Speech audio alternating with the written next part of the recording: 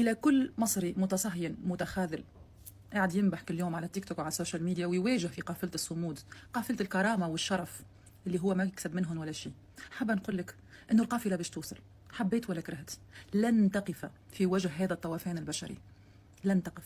القافلة هذه اللي جاية من المغرب العربي، من لبنان، من تركيا، واللي كمان جاية من الدول الأوروبية، راح تفوت على غزة من معبر رفح أو من غير معبر. هذا طوفان بشري يتشارك فيه وترفع راية الشرف، وإلا راح نلبسك ثوب العار طول عمرك. واطلع لي من قصة الأمن القومي، لأنه ما حدا أصلا مفكر بمصر. الوجهة هي غزة، وتفكيرنا كله مع فلسطين مش مع مصر.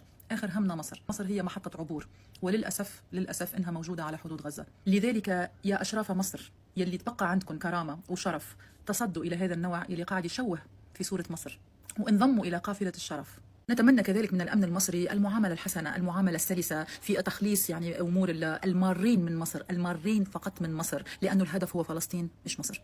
بعد السفالة دي كلها وبتنادي أشراف مصر، انت آخر واحدة ممكن تتكلمي عن الشرف ولا عن مصر. اللي بيتطاول بالشكل ده ما يعرفش يعني ايه كرامة ولا حدود. سيبي مصر وأشرافها في حالهم وركزي في تفاهة المحتوى اللي بتقدميه، لأن ده أنسب مكان ليكي. محدش هيعدي حدودنا، وخلي حد يقرب وهيشوفوا. روحوا تعاملوا مع دولكم وحركوا جيوشكم.